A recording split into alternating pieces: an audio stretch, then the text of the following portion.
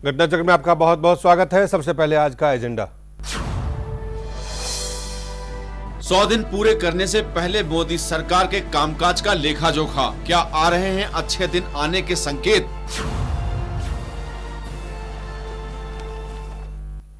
अच्छे दिन आने के कितने संकेत आ रहे हैं, कितने संदेश आ रहे हैं। जो काम हो रहा है, जो कामकाज का लेखा जोखा आपके सामने रखा जाएगा, उससे आप समझ सकते हैं कि क्या वाकई अच्छे दिन आने वाले हैं, आ गए हैं या आने की संभावना है।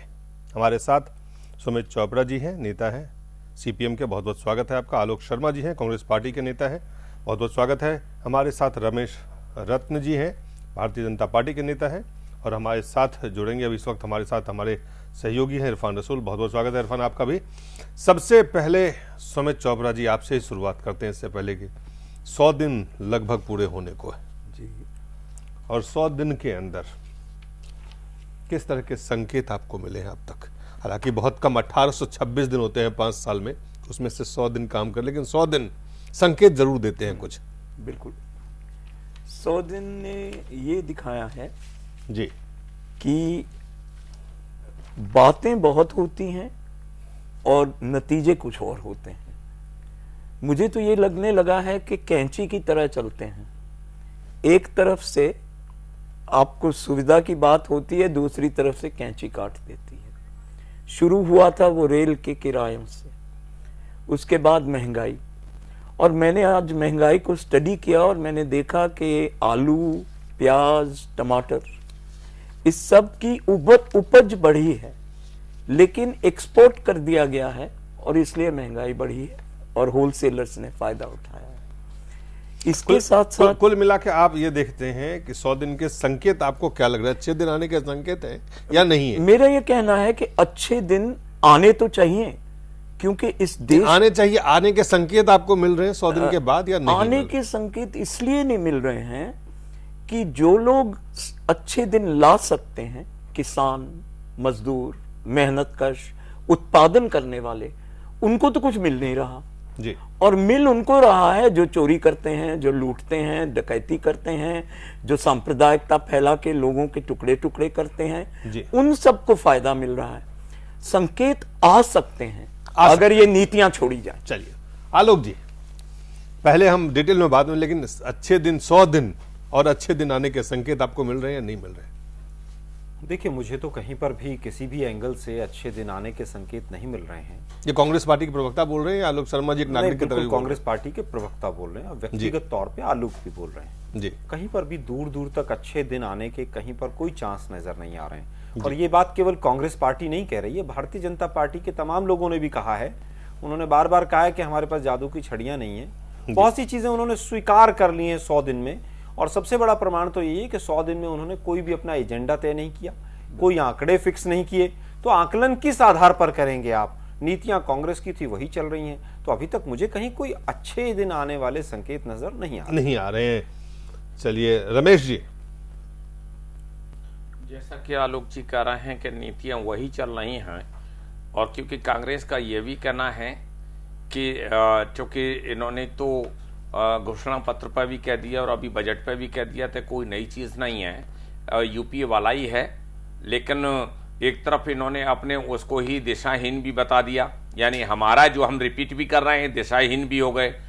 अभी देखिए, आपका जो विकास दर है वो देश को क्या जता रही है, उससे स्पष्ट पोजीशन है। 100 दिन जो 68 साल का जो इनका जो इसमें सबसे बड़ी हिस्सेदारी रही है कांग्रेस की, उस हिस्सेदारी में अगर देखने को मिलेगा, जैसा कि अलवी साहब और अभी जो चोपड़ा साहब भी रेलवे की बात कर रहे थे, रेलवे में जो स्थिति थी, जो घाटे पर घाटा चल रहा था, इनका 359 जो योजनाएं जो अपना योजनाओं की लकीरें पिट रही थी, 99 इनकी योजनाएं थी जिनका कोई किसी टाइप से लेखा जोखा नहीं था। और बड़ी आश्चर्य की बात यह कि 8000 के करीब जो कोच थे सवारियों का, वो 2.5 करोड़ पर डे आदमी बैठने वाले लोगों की जो व्यवस्था थी, आज रेलवे बजट से ये बहुआयामी बजट है। और इतना ही नहीं, जो अभी जो कल का इतिहास बना है, कल के इतिहास ने तो एक नया लिख दिया कि 1.5 करोड़ आदमी उस आर्थिक व्यवस्था से बैंकों से जोड़ दिया गया है। और उसका अगर गंभीरता से अगर उस पर भी डिबेट पर जाएंगे तो यह लगेगा कि जो देश की आर्थिक व्यवस्था है गरीबी व्यवस्था है, जो गरीबी की विषमता थी, आर्थिक विषमता थी, उसे दूर करने के लिए आज देश में खाली विपक्षता को छोड़ दीजिएगा, लेकिन जहां आप लोगों के चैनल एक पब्लिक से पूछने लगे तो उनको एहसास होने लगा है कि वास्तविक अच्छे दिन आने लगे हैं। ये मार्केट बोल रहा है, हम नहीं बोल रहे, मार्केट बोल रहा है कि 100 दिन में जो पोजीशन है वो दिन प्रतिदिन जिस तरीके से हर चीज पर एक नई नीति और नया निर्धारण हो रहा है, तो इसलिए मेरा कहना है कि कांग्रेस का एक तरफ उनकी बात को रिपीट करना और उनकी बात को दिशाहीन कर देना, तो इनकी बात का औचित्य अपने आप जाहिर होता है। आपको हम बता दें कि जो ताज़ा सरकारी आंकड़े आ जाए हैं 2014-15 के अप्रैल से लेकर जून तिमाही में जो सकल उत्पाद जीडीपी की जो विकास दर है वो 5.7% दर्ज की गई है। इससे पहले पिछले तिमाही में ये 4.6% था। विश्लेषक मानते हैं कि इससे मोदी सरकार आने के बाद ग्राहकों, निवेशकों और व्यापारियों का अर्थव्यवस्था में भरोसा बढ़ा है। कुल मिलाकर के अगर हम देखें कि क्या क्या एक्शंस लिए गए, क्या क्या काम हुए हैं 100 दिन पूरे करने से पहले, तो सबसे पहला देखते हैं कि शपथ ग्रहण समारोह में सार्क देशों के प्रमुखों को उन्होंने नेता दिया। यह पहली बार किसी भारतीय प्रधानमंत्री के शपथ ग्रहण में सार्क देशों के प्रमुखों को बुलाया गया था। ब्लैक मनी पर एसआईटी, सुप्रीम कोर्ट का निर्देश था, ब्लैक मनी पर एसआईटी बनाया गया और इसके काले धन की जो जांच करने के लिए जो गठन किया गया है, इसके साथ साथ अफसरशाही चुस्त दुरुस्त करने की कोशिश की गई है। साथ ही साथ ब्यूरोक्रेसी में सुधार के लिए 40 साल बाद सर्विस रूल्स में भी बदलाव किए गए हैं। अफसरों, कर्मचारियों को तय सीमा में काम निपटाने की भी नसीहत दी गई है। नेपाल गए और भूटान गए और दोनों यात्राओं को सफल माना गया है और सबसे पहले भूटान गए थे, फिर नेपाल का दौरा किया है। नेपाल का दौरा 19 साल के बाद किसी प्रधानमंत्री ने किया था, आप सबको याद होगा। इसके अलावा लाल किले के प्राचीर से जो उन्होंने भाषण दिया वो बिना बुलेट प्रूफ शीशे के भाषण था। एक आत्मविश्वास से भरे हुए प्रधानमंत्री का भाषण दिख रहा था, ऐसा माना जा रहा है। लाल किले के प्राचीर से देश के विकास का खाका खींचने का प्रयास नए तरीके से किया गया। लिखित भाषण के बगैर सीधे लोगों के साथ कनेक्ट करने के लिए प्रधानमंत्री ने काम किया। इसके अलावा अगर आप देखें हमारे जो ग्राफिक्स है, इराक से नर्सों की सकुशल वापसी एक बड़ी कूटनीतिक सफलता के रूप में देखा गया। हिंसाग्रस्त इराक में फंसे 40 भारतीय नर्सों को सकुशल देश लाया गया था। साथ ही मंत्रियों को जो है उनके ऊपर नकेल कसना, ये भी माना जाता है कि उनकी एक खास उपलब्धि रही है। फाइलों के निपटारे के लिए समय सीमा तय की गई। फिजूल खर्ची पर रोक लगाने के प्रयास किए गए हैं, रोक लगाई गई है। विदेश दौरों पर बंदिशें लगाई गई हैं। WTO पर सख्त रुख है भारत सरकार का। विकसित देशों के आगे झुकने से अब तक इनकार किया है। विकसित देशों के पक्ष वाले WTO समझौते को मानने से भी उन्होंने इनकार किया है। सिंगल विंडो क्लियरेंस सिस्टम की बात कह रहे हैं। लड़खड़ाई और अर्थव्यवस्था को पटरी पर लाने के लिए जो सिंगल विंडो क्लियरेंस सिस्टम लागू किया है, इसका असर के रूप में हम क्या इसे देख सकते हैं कि जो जीडीपी में और खास करके सरकार में भरोसा ग्राहकों का, निवेशकों का, व्यापारियों का बढ़ा है। साथ ही साथ पर्यावरण और लाल फीताशाही से जुड़ी जो दूसरी खास करके रुकावटें रही हैं उसको दूर करने के लिए इस सिंगल विंडो सिस्टम को लागू किया गया है।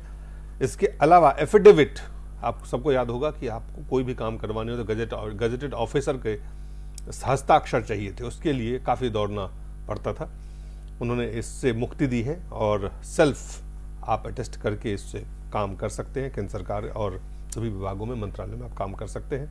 इसके अलावा तमाम तरह के और कुछ बातें हैं जिसको हम आपको इस चर्चा के दौरान दिखाएंगे। हमें एक छोटा सा कमर्शियल ब्रेक लेना पड़ेगा। कमर्शियल ब्रेक के बाद हम वापस लौटते हैं।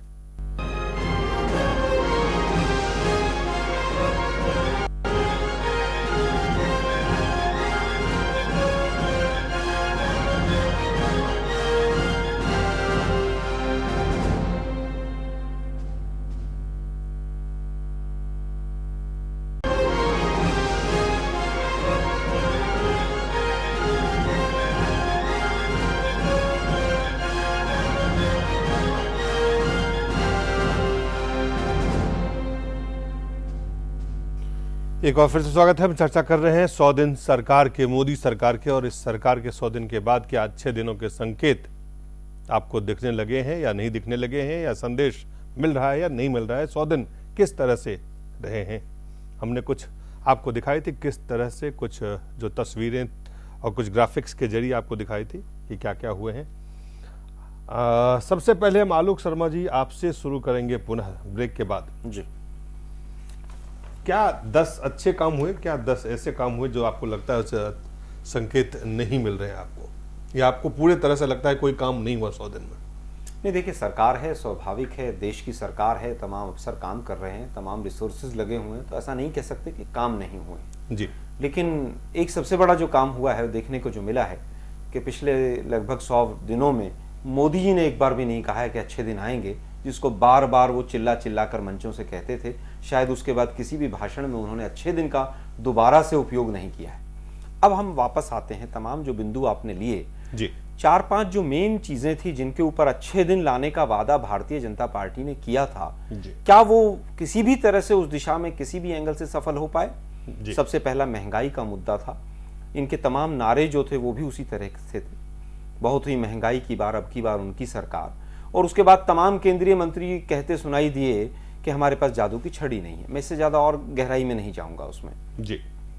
इन्होंने कहा बहुत हुआ महिलाओं पर अत्याचार, अब की बार उनकी सरकार जी। फिर इनके डिफेंस मंत्री और वित्त मंत्री ये कहते सुनाई दिए कि आपके यहाँ केवल एक छोटी सी घटना हुई थी और उसका इतना प्रचार हुआ, एडवर्टाइजमेंट हुआ, जिसकी वजह से अर्थव्यवस्था को नुकसान हुआ। तो उसे सोच का पता चला। इन्होंने बहुत कहा सबका साथ सबका विकास, और जिस तरह से सांप्रदायिकता के आधार पर ध्रुवीकरण किया वो देश से पिछले 3 महीनों में छुपा हुआ नहीं है। इन्होंने बहुत कहा विदेश नीति के लिए, इन्होंने कहा मर जवान मर किसान। पिछले 60 दिन में जितनी बार सीज फायर हुआ है, शायद भारतीय जनता पार्टी के हमारे साथी को गिनने में भी दिक्कत हो जाएगी। और विदेश मंत्री कहाँ कौन सी गुफा में है हमें नहीं पता है। इन्होंने बहुत कहा कि कांग्रेस की सरकार ने फेडरल स्ट्रक्चर को नुकसान पहुंचाया है, जो हमारा संघीय ढांचा है, राज्यों का और केंद्र के जो संबंध हैं उन पर बहुत नुकसान पहुंचाया है। आप देखिए किस तरह से फेडरल स्ट्रक्चर को पिछले दिनों में तोड़ा गया है। मुख्यमंत्रियों की सभाओं में, सरकारी सभाओं में किस तरह से भारतीय जनता पार्टी ने हूटिंग कराई है। तो क्या हूटिंग कराने से उन राज्यों में अच्छे दिन आएंगे? जहां तक बात ब्लैक मनी की आपने की कि इन्होंने एक कमेटी गठित कर दी, SIT का गठन हुआ। मैं बता देना चाहता हूं, SIT का गठन सुप्रीम कोर्ट का निर्देश था, 30 दिन में SIT का गठन होना ही था। मोदी जी की सरकार होती, राहुल जी की सरकार होती, कोई और तीसरी सरकार होती, उसको करना ही था। क्या गठन होने के बाद कोई प्रक्रिया हुई है? हमने पिछले 5 सालों में 80 देशों के साथ संधि की कि हमें जो उनकी जानकारियां हैं उनको शेयर किया जाए।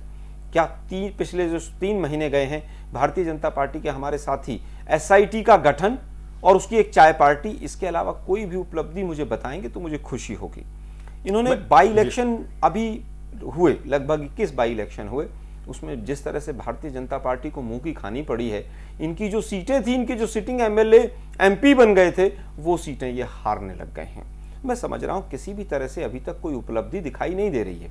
आपको नर्सों की सकुशल वापसी, WTO पर स्टैंड जी, सिंगल विंडो क्लियरेंस जी, एफिडेविट पे मुक्ति जी, नेपाल और भारत की सफल यात्रा जी, वर्क कल्चर और ब्यूरोक्रेसी में सुधार जी, सार्क जो देश है उनको बुलाना, एक अच्छे संबंध की तरफ बढ़ना, ये तमाम चीजें आपको उसके संकेत नहीं देते हैं कि जी? जो दिलीप भाई आपने 4-5 बिंदु उठाए, बहुत महत्वपूर्ण बिंदु उठाए जी। सार्क का आपने कहा कि सार्क के देशों को इनविटेशन दिया जी, उसका रिजल्ट क्या रहा? आप रिजल्ट देखिए ना। आप कहते हैं कि हमने पाकिस्तान के प्रधानमंत्री को बुलाकर बहुत बड़ी सफलता प्राप्त कर ली, लेकिन आपके यहां पर आज फ्लैग मीटिंग होती है और फ्लैग मीटिंग के 2 घंटे के बाद सीज फायर हो जाता है। क्या रिजल्ट? सीज फायर होता है वो तो आपके दूसरे पार से हो रहा है, सीज फायर आप नहीं कर रहे हैं। नहीं, आप उनके साथ बातचीत करने का प्रयास किया आपने। प्रयास क्यों किया गया? मैं बताता हूं प्रयास क्यों किया गया। क्या आधार था कि सचिव स्तर की वार्ता आपने शुरू कर दी? आपने कहा था तो कि दाऊद जब तक नहीं आएगा, खत्म भी किया गया, नहीं किया गया, वार्ता को रोक भी दिया गया। एक मजबूत डिप्लोमेटिकली दोनों ही गलत स्टेप हैं जी। अगर आपने शुरू कर दिया था जी, तो केवल किसी के दबाव में आपको बंद नहीं करना चाहिए था। दबाव में नहीं, आपने एक निर्णय लिया, आपके निर्णय वाली आपका निर्णय लेने के बाद भी अलगाववादी जो हैं जी, उनके एम्बेसडर से दिल्ली के अंदर मिलकर चले गए। आपका कोई ट्वीट नहीं आया जी कि क्या हुआ, क्यों तो मिलकर चले गए, आपका क्या एक्शन है। आप जो है जी, मैं कहना चाहता हूं विदेश नीति में आपने कहा नेपाल गए, नेपाल के साथ क्या करने गए? वो सावन का महीना था, सोमवार को रुद्राक्ष की माला पहनकर वहां जाना था उनको। ये 5 साल से तय था कि प्रधानमंत्री बनूंगा तो मैं वहां आऊंगा। इसके अलावा मुझे, आप यहां पर 5 पैनलिस्ट बैठे हैं, सभी मेरे से उम्र में बड़े हैं, मुझे एक उपलब्धि बता दीजिए। एक ट्रीटी के लिए गए थे, जल विद्युत परियोजना जो भारत और नेपाल सीमा के ऊपर बननी थी, उसमें चीन ने अड़ंगा लगा दिया, वो नहीं हुई संधि।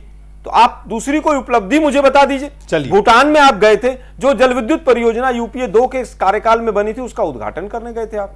लेह में गए थे तो वहां पर जल विद्युत परियोजना का उद्घाटन करने गए थे।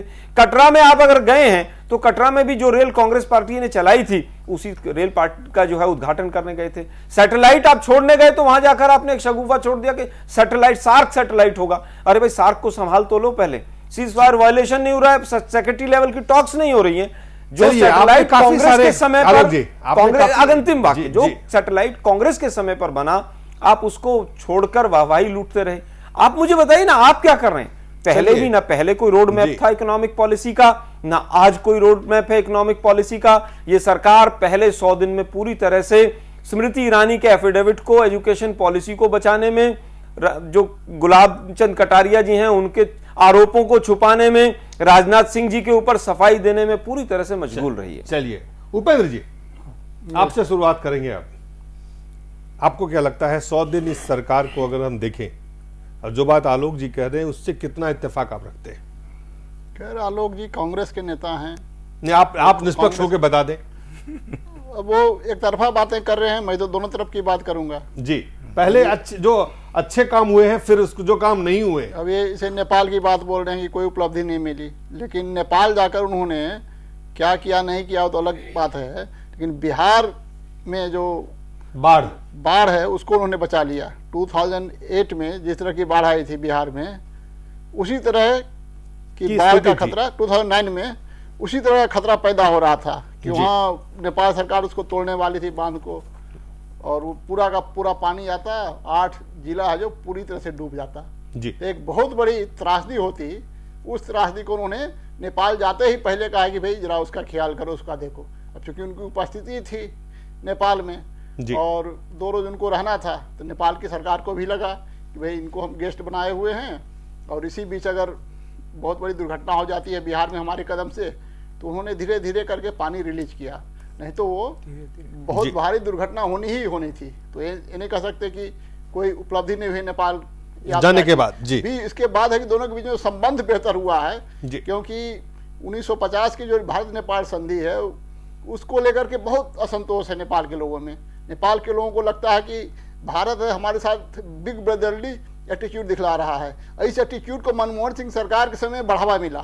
आप देखिए ना, 10 साल तक प्रधानमंत्री रहे मनमोहन सिंह, एक बार भी नेपाल नहीं गए। हमें लगता है विदेश, किसी भी प्रधानमंत्री की विदेश यात्राओं का जो रिकॉर्ड होता है उसको उन्होंने तोड़ दिया। इंडिया ज़्यादा विदेश में ही रहते थे, लेकिन नेपाल एक बार भी नहीं गए। तो उनका जो प्रायोरिटी लिस्ट है उसमें नेपाल बहुत नीचे था। तो नेपाल ऐसा एक राज्य जो चीन और आपके बीच में बफर स्टेट की तरफ काम करता है जी, जो कि नेपाल के लिए खुद बहुत अच्छी सिचुएशन नहीं है। उसकी शिकायत होती है कि भारत हमको एक बफर स्टेट के रूप में देखता है, इससे ज्यादा नहीं कुछ देखता। उसके साथ संबंधों को जिस तरह से डैमेज कर दिया था यूपीए सरकार ने, तो उसमें सुधार किया है। अब ठीक है, कोई 1 दिन में 2 दिन में तो होता नहीं है, एक समय होता है। पहले विश्वास का माहौल तैयार होता है, उसके बाद फिर संधि होती है, बहुत सारे अविश्वास का माहौल रहता है, फिर वो टूटता है धीरे धीरे। तो नेपाल से इसका संबंध निश्चित रूप से बेहतर हुआ है। और चलिए, एक तो हो गया, आप कहते हैं कि नेपाल और भूटान की यात्रा से उनका सफल परिणाम आगे देखने को मिलेगा, एक अच्छे संबंध की शुरुआत हो चुकी है। और ये पाकिस्तान वाला मामला है, इसमें हमें लगता है कि उन्होंने बहुत स्ट्रांग मैसेज दिया जी। ये जो कारण बतलाया कि जो संधि, जो बातचीत को उन्होंने स्थगित किया है, कि पाकिस्तान का जो एम्बेसडर है वो क्यों बातचीत करता है। हालांकि पहले ये पहली बार नहीं बातचीत हो रही थी, उसके पहले भी बातचीत क्या करता था, उसमें भी सरकार विरोध करती थी जी। जब भी हुर्रियत कॉन्फ्रेंस के नेता बात करते थे तो भारत सरकार उसका विरोध करती थी, लेकिन सिर्फ विरोध करके रह जाती थी। ये पहली बार इन्होंने किया है कि हम है जो बातचीत नहीं करेंगे। और पाकिस्तान से जो बातचीत होती थी भारत सरकार की, वो अमेरिकी दबाव में होती थी। एकदम साफ साफ था कि अमेरिका पाकिस्तान पर दबाव डालता था कि हम अपनी आर्मी का बड़ा हिस्सा है जो भारत के बॉर्डर के साथ हम लगा कर रखेंगे, अफगानिस्तान की तरफ हम नहीं लगाएंगे क्योंकि हमको भारत से खतरा है। तो अमेरिका दबाव डालता था कि भाई आप पाकिस्तान से इंगेज कीजिए बातचीत, अगर आप इंगेज नहीं करेंगे पाकिस्तान को बातचीत में तो वो हमें कोऑपरेट नहीं करेगा। इस बार पाकिस्तान को ही नहीं अमेरिका को भी मैसेज दिया भारत ने कि हम आपकी जो पॉलिसी है अफगानिस्तान पाकिस्तान जो पॉलिसी है उसको ध्यान रख करके हम अपनी पॉलिसी नहीं तय करेंगे। तो ये जो बातचीत नहीं करने का निर्णय है ये पाकिस्तान को अगर एक तमाचा है तो आप कह सकते हैं अमेरिका के मुंह पर दो तमाचा है हमारा। जब हम नहीं करते पहले वो आतंकवादियों से या आतंकवादी तो नहीं कहिए लेकिन विघटनकारियों से बातचीत करना बंद करे। जब भारत पाकिस्तान के बीच द्विपक्षीय बातचीत के आधार पर मामले को सुलटाना है तो फिर भारत स्थित जो अलगाववादी है उससे पाकिस्तान क्यों बात करता है? अगर बात कोई करेगा भी तो भारत सरकार तो बात करेगी क्योंकि भारत का हिस्सा है, भारत के लोग हैं, भारत का नागरिक है, तो उससे जो भी बातचीत करना हो भारत करेगा। तो जो पाकिस्तान वाले मसले पर तो आप भूटान, नेपाल, पाकिस्तान तीनों पे आप एक मजबूत सरकार, एक मजबूत नीति को विदेश नीति वो देख रहे हैं। जो आलोक जी कह रहे हैं उससे विपरीत आपका मानना है? नहीं, मेरा तो स्पष्ट जी। और इसके अलावा जो गवर्नेंस के स्तर पर जो दिखाई पड़ रहा है, क्योंकि देखिए सरकार का एक लिमिटेशन होता है। कुछ तो सरकार है जो अपने आदेश के द्वारा लागू करवा सकती है, कुछ चीजें हैं जो आदेश के बावजूद लागू नहीं करवा सकती। जैसे प्राइस राइज का मामला है, ये पूरा मार्केट डिसाइड करता है। जो एडमिनिस्ट्रेड प्राइस मैकेनिज्म जहां होता है सोवियत टाइप का, वही है जो कि एडमिनिस्ट्रेटिव डिसीजन से प्राइस तय होता है। लेकिन भारत में मार्केट है और मार्केट की भूमिका लगातार बढ़ती चली गई है, पिछले 24 साल में लगातार बढ़ी है। तो सरकार का लिमिटेशन है, लेकिन जहां सरकार अपने आदेश से मैं आपको यहां पे रोकना चाहता हूं। कई सारे एक तो महंगाई पे लगाम नहीं लगा, लगी है लगाम। मेरा महंगाई का जो है ना WPI के हिसाब से जो मुद्रास्फीति की दर है पिछले 5 महीनों की मिनिमम में आ गई है। तो आप कैसे कहते हैं कि महंगाई पर लगाम नहीं लगी है? महंगाई की जो वृद्धि होती है, मुद्रास्फीति की वृद्धि की जो दर है उस पर लगाम लग चुकी है। एक आम लोगों के अभी जब जो महंगाई जो उनको सीधा प्रभावित करती है, देखिए महंगाई इकोनॉमिक्स में होता क्या है ना, एक तो महंगाई एक इकोनॉमिक्स का आप उसको आंकड़े दीजिए। एक होता है बनी हुई है, उस महंगाई को बनी हुई है तो महंगाई जो बढ़ने का दर होता है वो खतरनाक होता है। तो महंगाई बढ़ने की जो दर है उस पर लगाम लगी है। हालांकि रेलवे का बढ़ा दिया, डीजल का भी बढ़ाया, क्या जो वृद्धि हुई है उसका असर भी मिनिमम पड़ा है। कुछ पहलू मैं आप सबके सामने रखना चाहता हूं। रसायन और उर्वरक राज्य मंत्री बनाए गए थे निहाल चंद मेघवाल, उनके ऊपर बलात्कार का आरोप था। वो मंत्रिमंडल में आते ही ये आरोप उनके ऊपर लगा था और एक संदेश जाना चाहिए था। वो संदेश माना जा रहा है कि नहीं गया उस मामले में। अब HRD मंत्री के डिग्री को लेकर तमाम तरह के विरोध अपने आप में विरोधाभास, उसमें कई तरह के विरोधाभास, कई बयान को लेकर आए। हिंदी के मुद्दे पर भी विवाद हुआ कि हिंदी कैसे कहाँ इस्तेमाल करना है। UPSC पर आंदोलन हुआ। अगर आप इन चीज़ों को देखें, कई सारे भड़काऊ भाषण इस तरह के दिए गए जिसको लेके विवाद पैदा हुआ। उपचुनाव में जो प्रदर्शन हुआ है, अब तक 21 सीटों पे अगर देखें तो वहाँ जो प्रदर्शन रहा है वो कमज़ोर हुआ है। इसके अलावा जो कांग्रेस के साथ टकराव, साथ साथ राजनाथ सिंह पे जिस तरह की उंगलियां उठी और चलिए उसको साफ किया गया, ये कई सारे ऐसे पहलू हैं रतन साहब, रमेश रतन जी, जिसको आप कैसे देखेंगे? इसको कैसे देखा जाए? ये वो तमाम रेड सिग्नल्स की मैं बात कर रहा हूं। देखिए, सबसे पहली चीज तो यह है कि जैसा आलोक जी ने अभी थोड़ी देर पहले कहा था कि मोदी जी अब मौन क्यों हैं, क्योंकि इससे पहले तो वो सारी बातें बोलते थे लेकिन अब मौन है। एक तो सोशल मीडिया पे भी कह रहे हो मनमोहन मोड में चले गए। एक तो मैं ये बात बता दूं कि जो घोषणा पत्र जो चुनावों के दरमियान जो बोला जाता था, आज सरकार का दायित्व है उसे इम्प्लीमेंट करना।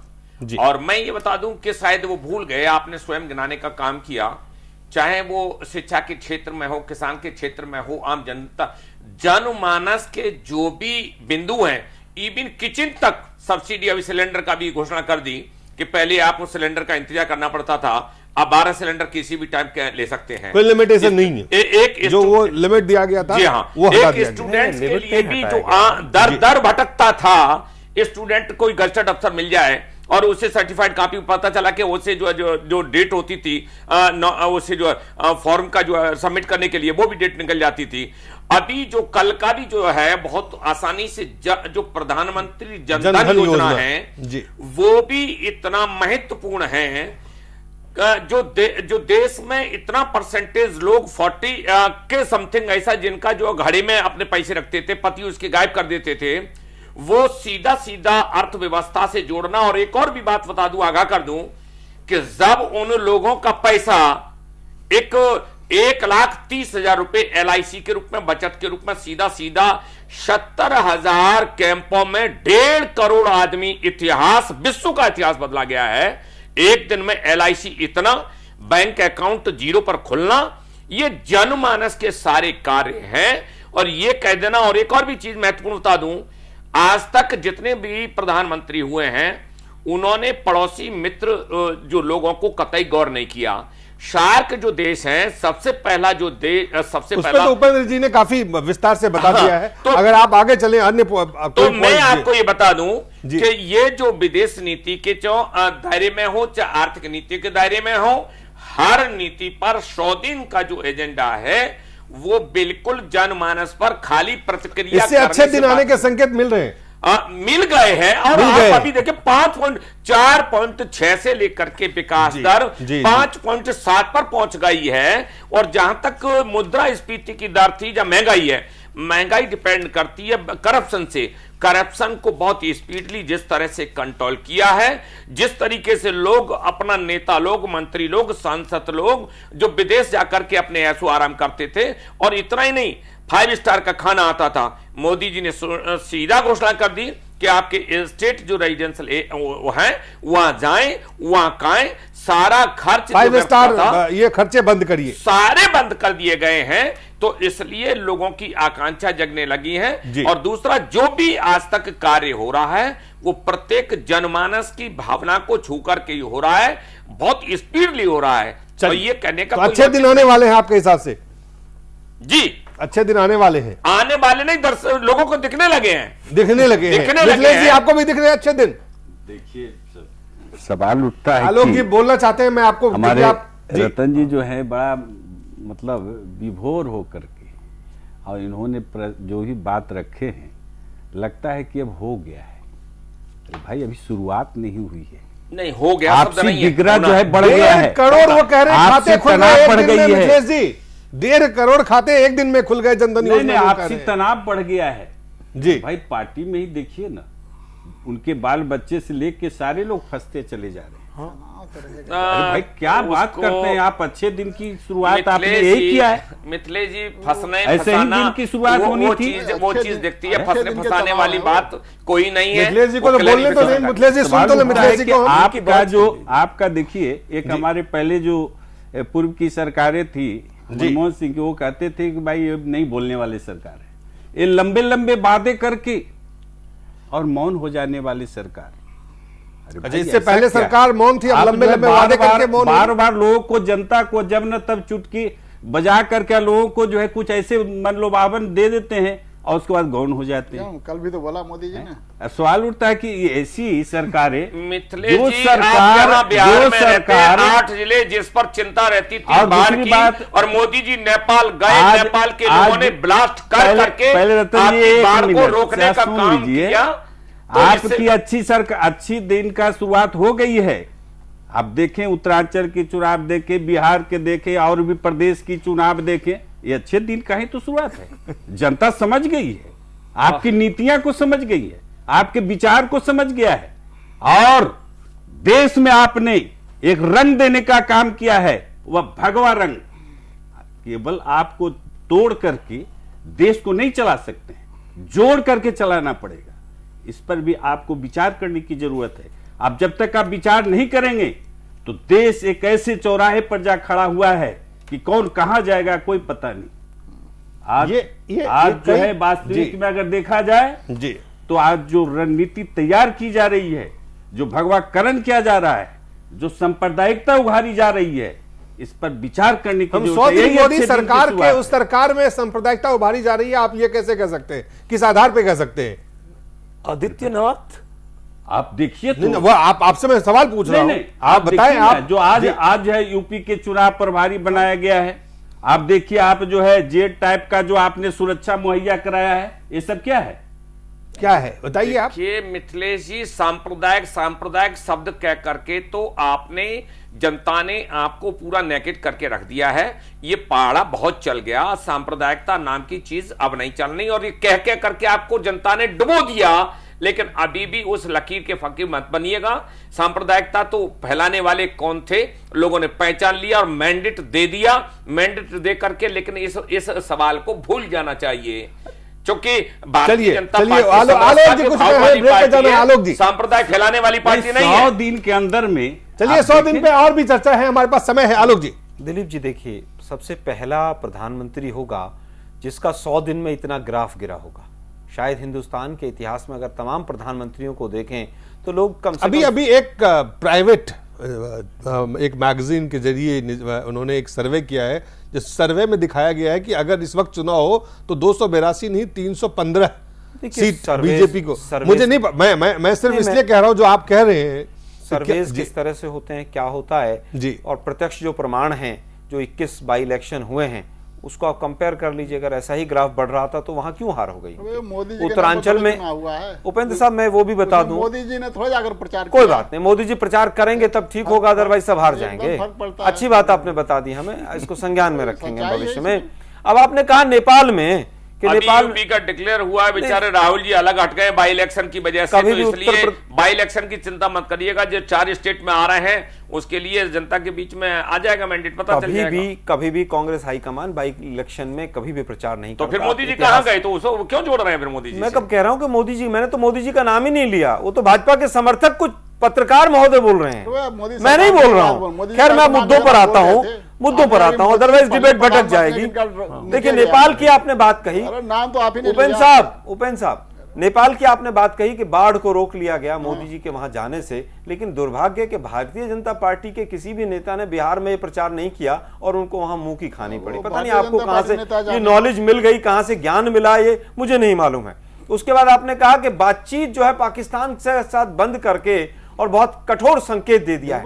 मैं आपसे केवल ये पूछ रहा हूं, 3 साल से बंद थी, उसको चालू क्यों किया था? इसको जरा जाके आत्मचिंतन कीजिएगा। और दूसरा मैं एक और चीज बता दूं, झेलम के ऊपर पानी के समझौते के लिए कल या परसों में पुनः बातचीत है, उसको भी देख लीजिएगा। बातचीत केवल बंद इसलिए की जाए कि मोदी जी बहुत स्ट्रॉन्ग प्रधानमंत्री हैं तो दुर्भाग्यपूर्ण है। आपको बैक चैनल डिप्लोमेसीज और तमाम चीजें शुरू करनी चाहिए थी, आज का विषय नहीं है, मैं उसमें नहीं जाना चाहूंगा। आपने कहा जन धन योजना, पता नहीं कौन सी प्रलय आ जाएगी 1 साल के बाद, अगर इसमें से 60% अकाउंट बंद ना हो जाएं। आप अकाउंट खोल रहे हैं, आप एक योजना चला रहे हैं केवल इसलिए कि मोदी जी का नाम हो जाए, इतिहास में नाम हो जाए कि साहब फला दिन जो है हमने 1 करोड़ 1.5 करोड़ अकाउंट खोल दिए थे। 1 साल के बाद जो बाध्यकारी इसमें शर्तें हैं उसके आधार पर 60% अकाउंट बंद हो जाएंगे ये। उसके बाद आपने कहा कि अब महंगाई जो है वो केंद्र सरकार के अधीन नहीं है। उपेंद्र साहब बहुत अच्छी बात है आपने कही, भाजपा को भी बताना चाहिए था आपको पहले। 1 साल पहले से जब भारतीय जनता पार्टी के सुषमा स्वराज और अरुण जेटली साहब तमाम सीनियर लीडर्स के साथ पार्लियामेंट के बाहर काली तख्ती पहनकर खड़े हुए थे कि महंगाई अगर नहीं हटा सकते तो सत्ता छोड़ दीजिए। आज मैं केवल ये जानना चाहता हूं कि क्या आप अपने जो नारे दिए, कह रहे हैं महंगाई जो वो WPI इंडेक्स के बारे में घटी है वो कह रहे हैं। नहीं, बिल्कुल नहीं घटी है, बिल्कुल नहीं घटी है महंगाई। कहने केवल कहने की बात। मुद्रास्फीति उसी पर इकोनॉमिक्स सिस्टम है, उसको पढ़ लीजिएगा। मुद्रास्फीति का जो सिस्टम है उसी से बना है, और जो आज विकास दर आ गई है पता है उसी के डिपेंड कर रहा है। 4.6 से बढ़कर के 5.7 पर आ गई है। निश्चिंत रहिए, मैक्रो इकोनॉमिक्स मैंने बहुत पढ़ी है। मैं आपको केवल ये बता देना चाहता हूं कि अप्रैल, मई और जून, मई के आखिर में आपकी सरकार आई है तो 2 महीने तो हमारे ही थे। हमें क्रेडिबिलिटी दे दीजिए कि आपके 2 महीनों में हुआ है। लेकिन मैं फिर बता दूं, वो समय मैं बता देना चाहता हूं, वो रबी की क्रॉप की कटाई का समय होता है, अप्रैल और मई का। उसमें उसको आप ज्यादा मत उत्साहित होइए कि उसके बहुत कुछ हो गया या कोई बड़ौदा से कोई इंडस्ट्री आकर दिल्ली में लग गई है जिसकी वजह से कोई GDP बढ़ गया है। और उस समय पर कोई भी कहीं से भी बाहर से कोई FDI नहीं आई है। मानसून का जो मौसम विभाग ने बतलाया कि मानसून फेल हो रहा है, हाँ, वो तो कांग्रेस की वजह से फेल हो रहा था। बीजेपी के नेताओं ने कहना शुरू कर दिया था, वैज्ञानिक असर है। कांग्रेस ने क्या गड़बड़ी की यूपीए में? बिल्कुल, वहां पर बिल्कुल। महंगाई जब बढ़ती थी तो खाद्य मंत्री या कृषि मंत्री कुछ ऐसा स्टेटमेंट देता था जिससे महंगाई और बढ़ जाती थी। तो उसमें साफ लग रहा था कि जो सरकार के जो मंत्री हैं उनका वेस्टेड इंटरेस्ट है महंगाई बढ़ाने का। देखिए, कहीं ना कहीं महंगाई के ऊपर जो स्टेटमेंट्स आई, प्याज का मामला शरद पवार ने कुछ बोल दिया। इस बार भी जब सेंटिमेंट स्ट्रांग हुआ महंगाई बढ़ने का, तो जो सरकार ने, अरुण जेटली ने, या जो भी साइकोलॉजिकल वारफेयर लड़ा मार्केट में, उसका असर पड़ा। उसमें उल्टा साइकोलॉजिकल वारफेयर लड़ जाता था कि और बढ़ा दो महंगाई से निपटने के लिए सरकार 100 दिन में जो गंभीर काम किए हैं और महत्वपूर्ण काम किए हैं। और देखिए अभी एक सूखा जिस तरह से पड़ रहा है, जिस तरह के काउंटर किया इसने, पूरा बतलाया कि हमारे पास ये, हमारे पास वो है, तो उसको काउंटर करने का। और अब महंगाई उस तरह से नहीं बढ़ी। आप इंडिविजुअल आप देख लीजिए, दाल का देख लीजिए, गेहूं का देख लीजिए, चावल का देख लीजिए, नहीं बढ़ी है महंगाई। सब्जियों में बढ़ी है, सब्जियों में टमाटर महंगा हुआ है बहुत, तो टमाटर का भी सीजन ही नहीं है। तो जो ऑफ सीजन सब्जी होती है तो महंगी हो जाती है। चलिए, कम से कम लोगों को भाजपा की सरकार आने के बाद अर्थव्यवस्था समझ आने लगी है। पहले अर्थव्यवस्था समझ नहीं आती थी, पहले तो जो भी कुछ होता था वो कांग्रेस की नीतियों के कारण होता था। दिलीप जी, जनप्रतिनिधि से लेकर के सरकार के दायरे में रहने वाले मिनिस्टर तक जो फिजूल खर्ची का जो लंबा फहरिस्त थी, अब मैं उसका सारी फहरिस्त को बिल्कुल समाप्त कर दिया गया है। मैं उसका भी उत्तर दूंगा। जो मिनिस्टर्स का जो स्टाफ था उसको भी कंक्लूड करके मतलब कम से कम रखा गया है।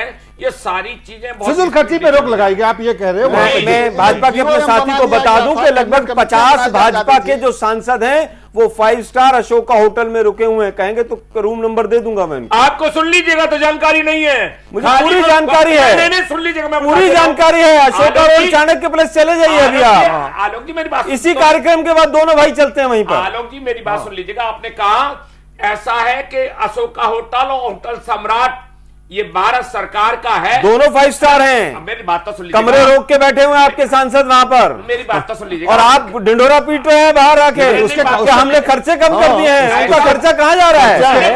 पार्लियामेंट के अकाउंट में पड़ रहा है उनका खर्चा। उसका कारण क्या है आलोक जी? दिलीप जी महत्वपूर्ण है। आलोक जी, ऐसा है कि जब उनको एकमेंडेशन नहीं दिया गया तो भारत सरकार के, चाहे आपके पिछले थे अब थे, भारत सरकार के एकमेंडेशन प्रोवाइड किया जाता है। लेकिन ये जानकारी दे दूं, आज ही चले जाएं, उनको किसी भी टाइप का खाने मात्र रहने का सिस्टम दिया है, कोई भी खाने का और कोई किसी चलिए कम से कम एक बात मान लिए, दूसरे अगले शो में पुख्ता तरीके से मनवा लूंगा मैं। एक बात तो आपने मान ली, मैं आपका धन्यवाद करना चाहता हूं। ये जो मैं कह रहा हूं 100% कह रहा हूं कि उन्होंने इवन किसी चाय पिलाने वाले को भी, चूंकि मैं गया हूं खुद, बोले रतन साहब सॉरी। मैंने कहा क्यों? कि हम लोग चाय भी नहीं पिला सकते क्योंकि रहने का सिस्टम तो हमें दिया है, लेकिन किसी गेस्ट को भी बैठा कर हमको चाय पिलाने का नहीं। कम से कम एक बात मान ली आपने, हमको कम से कम रहने का जो व्यवस्था है, अभी सारा जो घेरे पड़े थे, सारे जो बंगलों को बड़ी मुश्किल से खाली होकर के अभी काफी घेरे पड़े हैं। तो पहले जानकारी कर लो, ये गलत है। आप ये कह रहे हैं कि यूपी सरकार के मंत्री और सांसद उसको घेरे पड़े हैं। सरकार का ही होटल है ना, सरकार का पैसा एक वही मिलेगा, सरकारी देगी। पहले भी आपका ही थे। चलिए स्टार ना जी, खर्चा तो पार्लियामेंट में जा रहा है ना, विभिन्न विभागों पे जा ही रहा है ना, संसद का पर्यटन मंत्रालय में जा रहा है। जी 2-3 और सवाल मैं आपसे पूछना चाहूंगा आलोक जी। आपने और मिथिलेश जी, जो कि जुवेनाइल एक्ट में बदलाव किए गए जजों की नियुक्ति के लिए जी, जो नेशनल जुडिशियल कमीशन के गठन हुए हैं, क्या इन काम को स्वच्छता मिशन की जो की तैयारी जो शुरुआत हुई है, जो विभागों का पुनर्गठन हुआ है, जो प्लानिंग कमीशन को बंद करके एक नए चीज़ों को, नए तरह की योजना किस तरह से आगे चले, ग्रोथ हो, उसके लिए, तो ये तमाम काम को आप नहीं देखते हैं कि ये तमाम वो चीज़ें हैं जिससे कि चीज़ें बेहतर हो सकती हैं? मैं तीनों चारों मुद्दों पर जवाब देना चाहूंगा। सबसे पहले आपने स्वच्छता वाली बात कही जी, आपने सांसदों और विधायकों के ऊपर डाल दिया पूरी तरह से। वो चाहे किसके ऊपर सवाल है, सुनिए ना, अब सुनिए आप। हमने जब इंटरिम बजट आया था जी, सर्व शिक्षा अभियान के तहत भी स्कूलों में टॉयलेट के लिए पैसा दिया था। मिनिस्ट्री ऑफ रूरल डेवलपमेंट की तरफ से केवल टॉयलेट्स बनाने के लिए 4300 करोड़ रुपया दिया था। आपने 1 रुपया भी नहीं बढ़ाया उसमें। आपने केवल अपनी जिम्मेवारी दूसरों पर डाल दी, क्योंकि नारे देने की आदत पड़ गई है। नारे दीजिए और आगे बढ़ जाइए। आपके कितने सांसद हैं? 700 सांसद हैं। एक सांसद निधि कितनी है साल की? 2 करोड़ जी। कितने करोड़ हुए? 1400 करोड़। आपने 1400 करोड़ रुपए देकर इतना ढिंडोरा पीट दिया और जो हमने 4300 करोड़ रुपए ऑलरेडी उसमें रखे हुए थे, आपने उसका जिक्र तक नहीं किया। खैर, दूसरे बिंदु पर आता हूं, प्लानिंग कमीशन। उपेंद्र जी माफी चाहता हूं जी, प्लानिंग कमीशन के लिए आपने कहा, आपने बिना होमवर्क किए प्लानिंग कमीशन को बंद कर दिया। हमने एक कमेटी बिठाई, उसने स्वयं 15 पेज की रिपोर्ट दी कि इस तरह से इसमें ये कमियां हैं, दूरी होनी चाहिए। ठीक है, आप कमीशन बनाएं, उसको दूसरा फॉर्म करें, लेकिन कम से कम होमवर्क तो कर लीजिए। आप 15 अगस्त से तो नारा दे दिया और उसके 15 दिन के बाद आप ट्वीट कर रहे हैं कि हमें आप समस्या बताइए, समस्या आप इसका समाधान बताइए, कैसी योजना हो, कैसी बॉडी हो, कौन लोग हो। अरे भाई, एक प्रधानमंत्री अगर कोई घोषणा करता है, कम से कम इतना होमवर्क तो करे। ऑल्टरनेटिव क्या होगा? एक हमें छोटा सा ब्रेक लेना पड़ेगा, ब्रेक के बाद जल्द वापस लौटते हैं। कई सारे अहम और भी आंकड़े हैं जो आलोक जी के सामने और मिथिलेश जी के सामने, कम से कम, और सुनीत चोपड़ा जी के सामने सामने रखना पड़ेगा मुझे।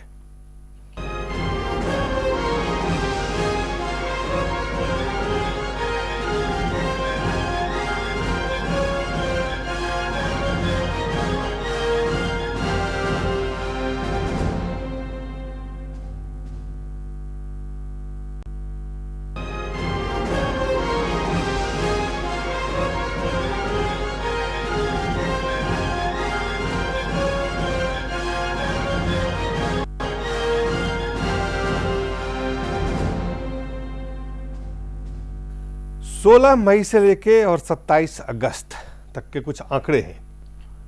ग्रोथ रेट 4.7% से 5.7% पहुंच गया।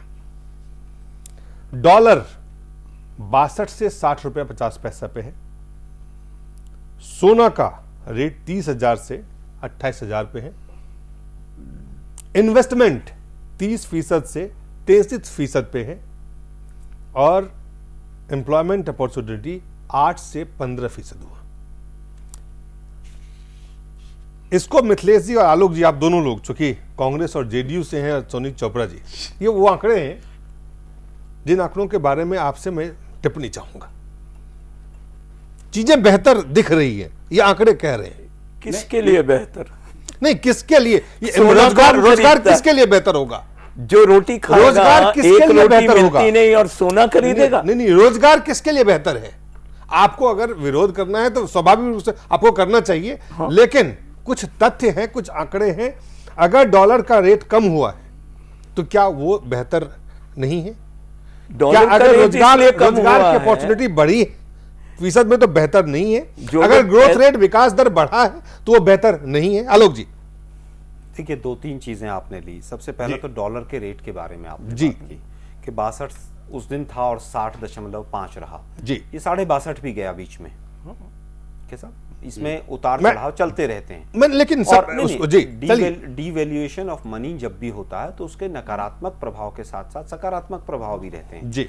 आप ऐसा नहीं सोचें कि रुपया अगर डाउन हो जाएगा या रुपया मजबूत हो जाएगा तो उससे तमाम चीजें बेहतर हो जाएंगी, ऐसी बात नहीं है। लेकिन जी बिल्कुल, एक्सपोर्ट पर मैंने कुछ आंकड़े, टाइम हमारे पास जी, ठीक है साहब। उसके बाद आपने कहा कि 8% से 15% एम्प्लॉयमेंट अपॉर्चुनिटी बढ़ी है। अवसर जो बढ़े हैं अवसर बढ़े हैं जी। वो अवसर बढ़े हैं किस तरह से? मुझे मतलब आंकड़ों की इन्वेस्टमेंट प्रतिशत जो है 30 से 33% हुआ है। 30 से 33%, 3% की बढ़ोतरी हुई है। मैं बता देना चाहता हूं, सोना का जो रेट है वो 30,000 से 28,000 हुआ है। उसमें कहीं कोई दो राय नहीं है जी कि जो इन्वेस्टमेंट अपॉर्चुनिटी है वो 3% बढ़ी है। उसका कारण क्या है? पिछले 6 महीने से हिंदुस्तान के अंदर चुनाव चल रहा था, अस्थिरता का माहौल था। अस्थिरता से कोई भी सरकार, अच्छी चीजें हुई है, आप उस 100 दिन में उसका मोदी सरकार मैं उसका कारण बता रहा हूं ना। अब 30 से अगर 33 हुआ है तो उसका सीधा कारण है कि 6 महीने से चुनाव, और जो विकास दर बढ़ा है 5.7%, 4.6% विकास दर जवाब दे दिया है जी। तो ये प्रोडक्शन आया है पूरी तरह से।